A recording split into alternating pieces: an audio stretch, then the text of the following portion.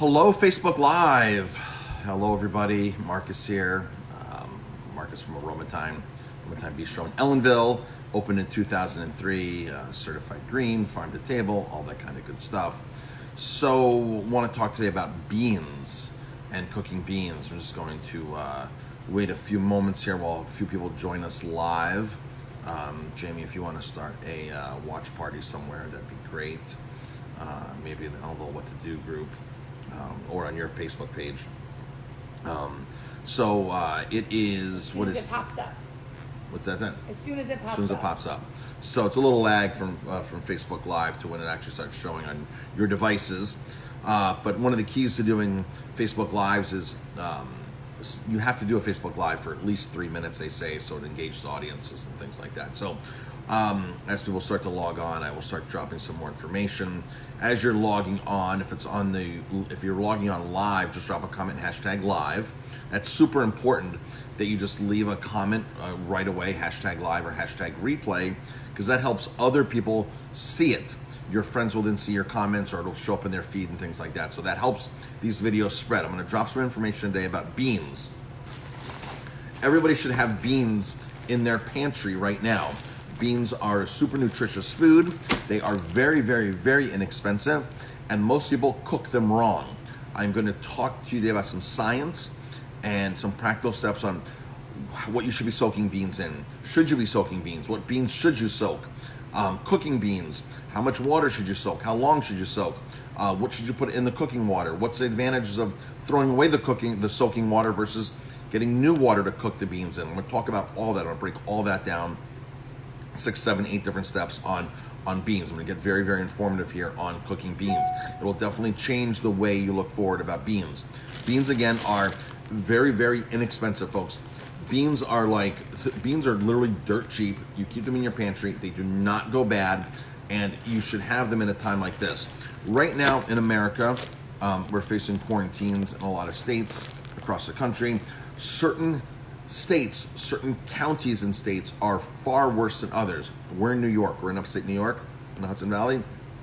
We don't have it bad at all compared to other countries and other parts of the U.S. We have it very easy right now.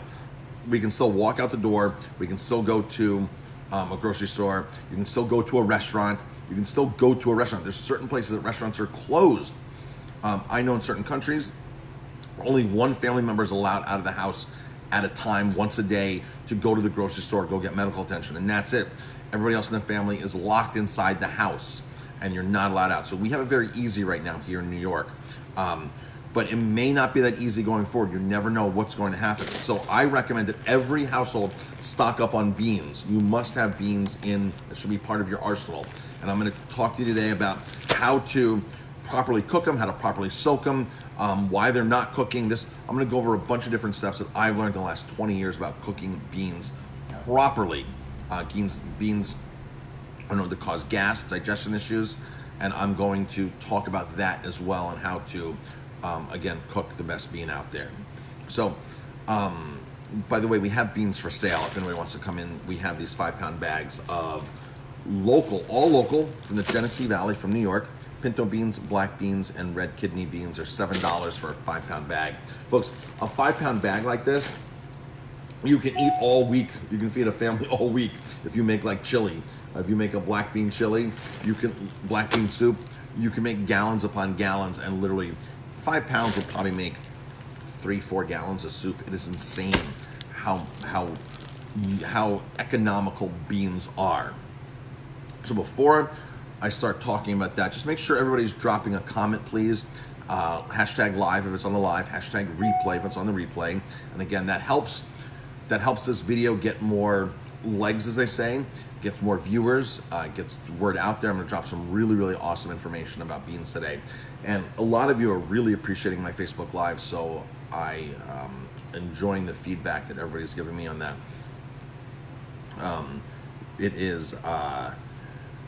I've been really preaching that you must keep your immune system up.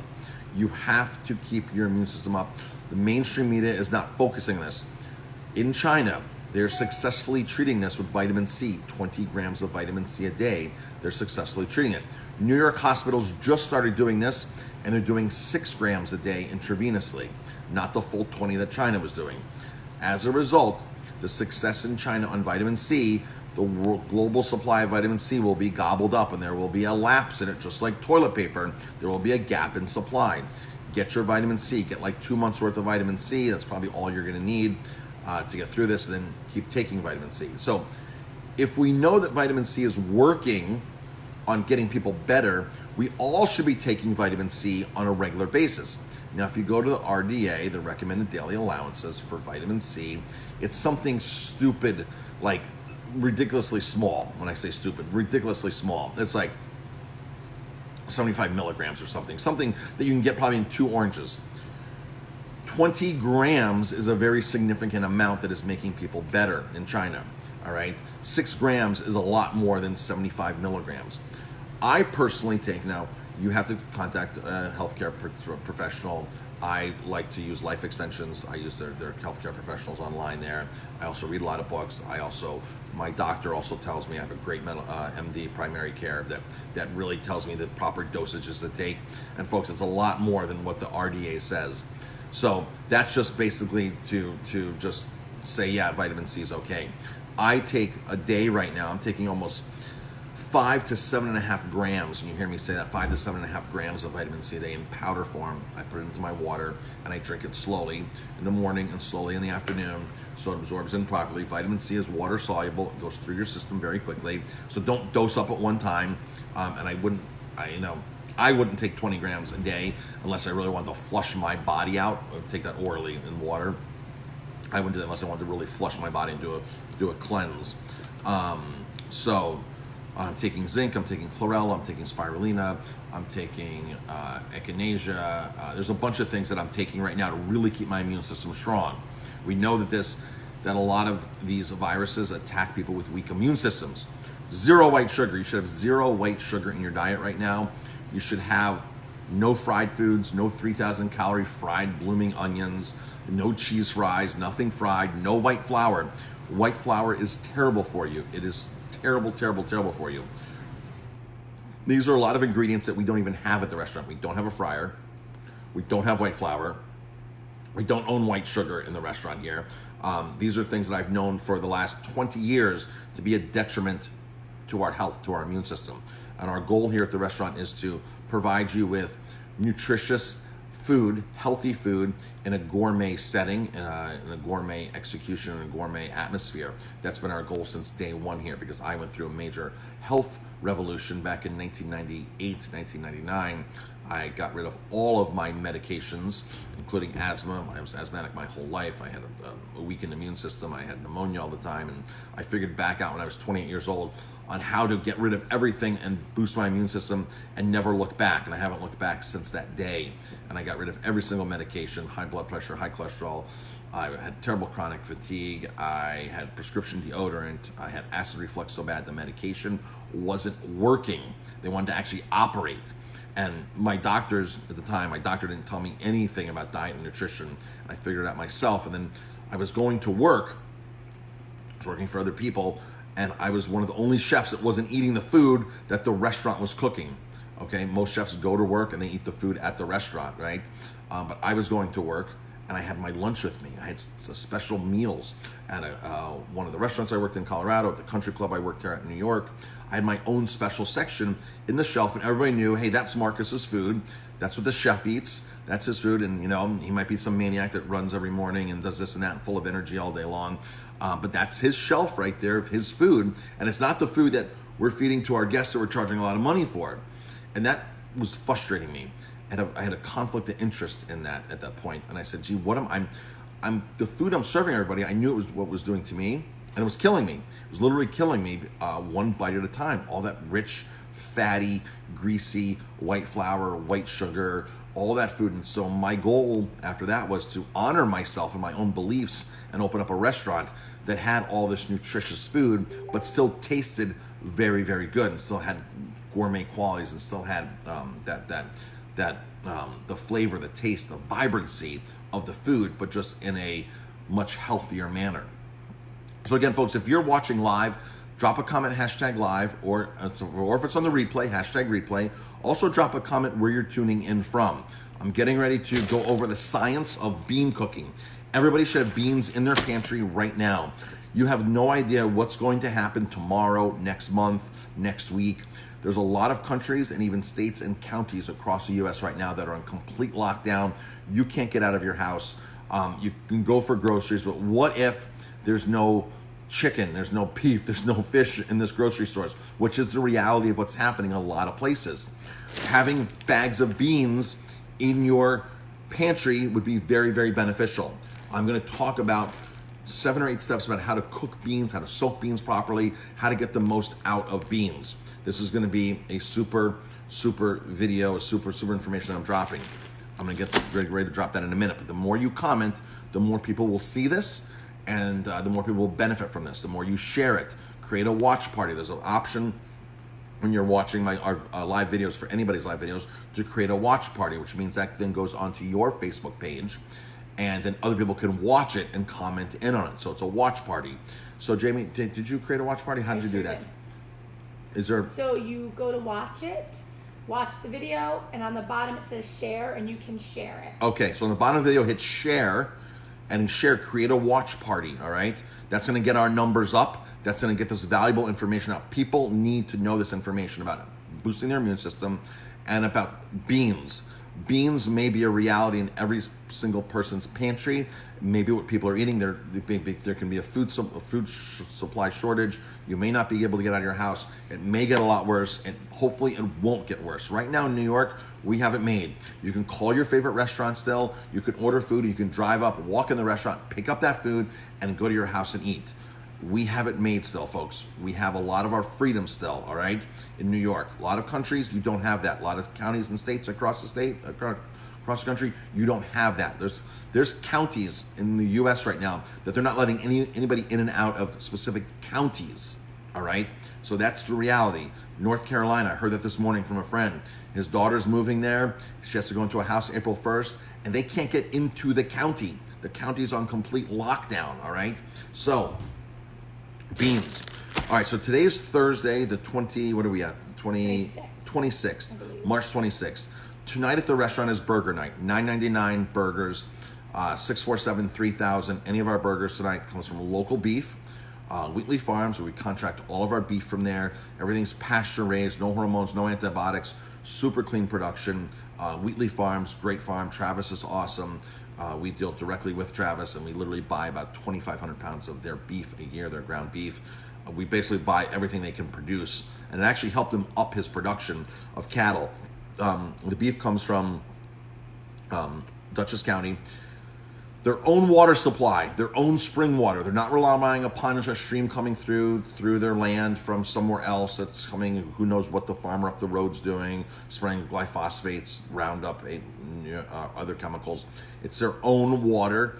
It's their own spring water, grass pastured. They finish a little bit of grain. Once a day, they put a little bit of grain out there, and the animals eat a little grain, but they are pasture raised, eating tons and tons of grass. And in the wintertime, they eat hay. All right, folks, drop a comment. Let's share this. Here we go. Ready for beans? Who wants to know how to properly cook and soak a bean? If you want to know that, drop a comment. Let's jump into this. Beans are such a powerhouse when it comes to nutrition. So the first question is, do I need to soak beans? That'll be the first question people ask. Do I need to really soak a bean to cook a bean? There's certain beans that you have to soak that will not cook properly if you do not soak them. There is a shortcut method that I do not recommend. There's a shortcut method where you take boiling water with your beans, bring it up to a boil, turn it off, and then let it rest for a couple hours, and then start the cooking process. That is basically, oh crap, I need beans, I forgot to cook beans, and I don't have a can of beans. Last resort, do not do that. Do not stick your beans into water directly and start cooking them, unless they are adzuki beans. A-D-U-Z, adzuki beans, however you spell adzuki beans. Adzuki beans, you do not need to soak. They're ready to go. Lentils do not need to soak. Split peas do not need to soak. So those type of beans do not soak. Adzuki beans. Adzuki beans are a Japanese bean, very, very nutritious. One of the most nutritious beans, in fact, is zucchini beans. Very small, very small. You do not need to soak those, all right? So those type of beans, lentils, zucchini beans, lentils, split peas, do not soak, all right? The other beans, all the other beans, black beans, pinto beans, garbanzo beans, all those kind of beans, soak. Folks, if you don't want to cook beans, buy canned beans, all right? Simple as that. But dried beans should be a staple in your pantry. They are very, very, very inexpensive. They are a value. They are packed with nutrition. It's a great thing to have. So, when you soak beans, you have to put enough soaking liquid, soaking water into the beans to make them properly expand. Beans, when you add water to them, start the absorption process. What happens if you literally have this much beans and that much water, you're going to notice the beans are going to soak and then be out of the water, and they won't be soaking at all because they're going to expand. You have to allow for at least a twice expansion on beans. So if you're soaking, what we do in the restaurant, if we're soaking 1 cup of beans, we're probably going to soak it in 4 cups of water, 3 to 4 cups of water. So then when they expand, there's still water in there to cover the beans. That's one of the biggest mistakes people make. And then the beans will literally expand in the bottom. People put them in pots and soak them in pots. They'll expand in the bottom so tight that they're compact in the bottom, and water can't even get down in them if that's the case. So plenty of water for your beans, all right? How long should you soak the beans, and at what temperature should you soak the beans? So you should soak the beans overnight. If you want to cook them the next day at lunchtime, put them on 8 o'clock the night before, put them in water, soak them. Now, we're going to add a couple things to the water of the soaking process, which I'm going to talk about. Some people like to, quote unquote, brine their beans, and we'll talk about the advantages of brining beans versus straight water soaking versus adding other things to it. All right. So soak your beans overnight, 12 hours. I personally don't soak beans for more than 24 hours. You start the germination process, and you're talking about another different product, and they're going to get sour, and they're not going to taste as good, and you start the actual fermentation process. What you're doing when you soak these beans is you're absorbing the water in, and you can be starting the sprouting process. All right, so you can actually sprout these beans will sprout and start growing. You can plant them. So if it's summertime and it's 95 degrees in your house, 90 degrees here in the kitchens, it gets very, very hot in commercial kitchens, especially at nighttime. The air conditioner's not on, and it gets very hot. We do not leave the beans out. In those kind of temperatures, you will speed up the fermentation process. You'll come back in the morning, things will start bubbling, and you'll smell it. You'll be like, oh, that doesn't smell that good, all right? To slow down the process, you can put everything in the refrigerator. So you can soak your beans perfectly in the refrigerator. At that point, I would give them more than 12 hours, more towards like 24, up to 24 hours, because the colder water, the colder temperatures will slow the whole process down. So that's a good way just to buffer it and put it in. We like to put them in the refrigerator a lot. We'll leave them out at room temperature if we know room temperature is truly room temperature, not that it's some hot summer day, hot summer night, and going to speed up that process. So temperature is important. Don't make it too hot, and to slow the process down, put it into the refrigerator. Talk about how much water should soak them in. What other things do I add to soaking liquid? Okay, you can add salt. Salt, which if you did water and salt, that's considered a brine. Okay, there are advantages to the brine.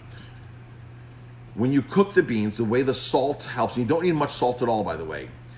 What that helps is that helps strengthens the skin of the beans. A lot of times you'll cook beans and they start popping, the skin start popping. If you add a little bit of salt to your water, you will strengthen the skin. I'm not going to get into the science of all that, but it strengthens the actual skin, because basically there's a calcium exchange and the skin strengthen, and when you cook the beans, you'll have nice looking beans, better looking beans, all right? I like to add apple cider vinegar. That helps with the digestion of the beans. And I also like to add kombu, Kombu, kombu. It's a seaweed. That also helps in the digestion process, nutrient process, that whole thing. In fact, kombu is a good thing to add for the beans during cooking and when you cook rice. When you steam rice, break a piece of dried kombu and throw it right in your pot of rice, your rice cooker. Rice cookers are the best for rice. Never overcook rice. When it's done, it turns off automatically. You don't have to worry about it, and It's so easy to do. You can go to a store and get small rice cookers that will make like literally like 8 cups of rice. We have big commercial rice cookers that'll cook 66 cups of rice. They're big commercial cookers. So you can get a small one at your house. I highly recommend a rice cooker. Take out a piece of kombu, throw a piece of kombu in there, and cook the kombu, the seaweed, right in with your rice. It adds a bunch of nutrients, adds a little bit of salt, and just helps the whole cooking process in general. So apple cider vinegar will help when you soak your beans to help with the digestion process. The reason why a lot of people do not like beans is because beans cause gas. There is an oleosaccharide, which is an indigestible sugar in beans that causes gas. This is the most important reason why you want to drain the water you soak the beans in. Do not cook your beans in the water you soak them in. You want to get rid of those oleosaccharides. Get rid of them. You drain the beans and you start with fresh water to cook with. And from there, you can put your kombu in, you can put a little more salt in. Some people like to do baking soda. They recommend baking soda 1 teaspoon per 1 cup of dried beans. I find that to be a lot of baking soda. The reason they say baking soda is because it brings up the alkalinity of the water, helps the beans cook more uniformly. So that's key, alkalinity, uniform cooking, proper cooking. Have you ever cooked beans? This happened to me so many times, and I figured out why this was happening. Have you ever cooked a bean where it takes forever to cook? You're just like boiling the bean for hours, and it's just, those beans are old beans. The longer you dry a bean for, the longer it takes to cook. All right, it's like pasta. Fresh pasta cooks in a minute. Pasta that's been drying in the afternoon will cook in a couple minutes. Pasta that's been fully dried will take a lot longer to cook because you have to get more water into the pasta to properly hydrate it back and cook it. Those beans that take forever and ever and ever to cook are beans that have been dried for several years probably. I noticed when you buy organic beans in bulk from distributors, we only buy it from the local Genesee Valley now. Genesee Valley Bean Co-op in upstate New York is where we get all of our dried beans from. So when you go to the health food store and you scoop out of the sack there of beans, the bin of beans to fill up your bag, a lot of those organic beans, folks, are indeed from China. I've seen it happen before. Some of those beans have been sitting in storage for who knows how long. They are hard. Some of those beans are very, very hard to cook, no matter how long you soak them, what you do to them, what you add to them, how much salt, whatever you do, how much baking soda, how much apple cider vinegar. Some of those beans just do not cook. And some of those beans are indeed from China. So if you're buying bulk beans, just be aware of where the source of origin is from the beans. If you're buying beans, look at the source of origin. The United States grows a ton of beans. We should have no reason to have a shortage on beans or to be able to import beans from China. But sometimes these importers will say, well, gee, we can save a lot of money if we buy quote unquote organic beans from China, and that gets into the health food stores. Just watch out with that. All right. One of the other reasons you want to get rid of your soaking water is because of possible dirt or molds that can happen on the beans. That'll go into the water, so you don't want to cook with that water. You want to get rid of the oleosaccharides. You want to get rid of any kind of dirt or anything that could be going into, or mold that goes into the soaking water. The only 2 advantages to using the soaking water, all right, here we go. The only 2 advantages to cook the beans in the same soaking water is slight color retention. There's a little bit of color retention that is left when you cook the beans in the soaking water for color. The other one is the liquid, when you're done with it, is going to be a little more gelatinous, all right? So those are the only 2 reasons you would ever want to cook the beans in the original soaking water. But those 2 reasons are not outweighed by the positive things of getting rid of the soaking water. So get rid of the soaking water, use the fresh soaking water. Use fresh water to cook your beans. Do not use the soaking water. Let's see. I think I covered a lot of stuff here on the beans. So all the tips on cooking beans. So folks, stock your pantry up with beans. Be prepared. Things you should have in your pantry. Nuts, seeds, beans, all kinds of these legumes are fine. Keep them in your freezer, keep them fresher, all right? That's one of the things you can do to keep them fresher, is keep them in your freezer. If you need beans, we have beans from New York State, from Genesee Valley, 5-pound bags of beans, pinto, black, and red kidney, 5-pound bags. They are $7 a bag. This is a lot of food, folks. This is a lot of food. You can feed a lot in your family. Really, really beneficial. All right, folks, thanks for tuning in. I really, really appreciate it. Drop a comment, hashtag live or hashtag replay, depending on if you're watching it live or on the replay. Drop a comment of where you're tuning in from. I really, really appreciate that. Go get high quality beans, whether you buy them from us or anywhere else. Colorado is a main bean supplier in the country. Dove Creek, Colorado is where a lot of beans come out of the Four Corners area of Colorado. And an interesting story, if you have known of the Anasazi bean. Anasazi bean are those red and white beans. They're really cool beans. Anasazi beans were resurrected from the Anasazi ruins, the Indian ruins out of southwest Colorado. Somebody from the University of Colorado went into these caves that had been inhabited thousands and thousands of years ago, or 1,500, however long ago. It was a long time ago. I don't know, I don't want to quote exactly, but it was 1,000 years ago, 800 years ago, something like that.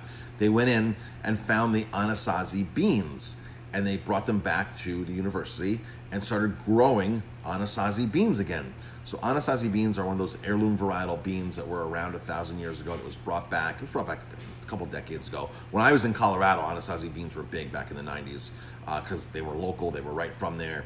I used to buy a lot of beans in Colorado right from the small farms.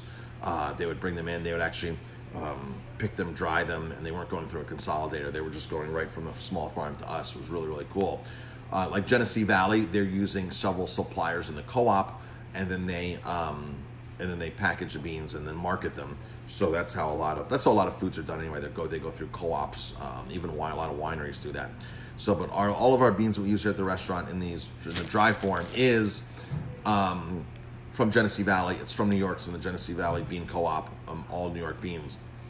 If you're making hummus, word of advice, if you're making hummus, we like to use canned beans for hummus, because when you're making hummus, using a canned bean, you're eliminating the error. Sometimes a chef or a cook or whoever's cooking the beans won't cook the beans long enough. You're like, you just cooked beans or didn't cook all beans all the way. And how many times that happen? You're like, you're waiting for the beans to get done, you're waiting for them to get done, you're waiting for them to get done. If you buy canned beans for hummus, your hummus will come out perfect every time because the beans are cooked to perfection. All right? Cooked to perfection in there. All right, folks, thanks for tuning in. It's Thursday night. It's burger night, $9.99 for burgers here at Aroma Thyme. Call your orders in, 647-3000. And everybody have a fantastic day. Jamie will be on live later about 4 o'clock doing her cocktail of the day, her happy hour of the day about 4 o'clock. Tune into that. She's getting lots of views, lots of comments. And we're just trying to keep people informed right now. And we're trying to keep you healthy. So for some good healthy food, stop on by, check out our videos, check out my videos for some great advice. Honor your immune system. Every bite counts that you put into your body. So honor your immune system. All right, folks, thanks for tuning in. I appreciate it, and we'll talk to you later.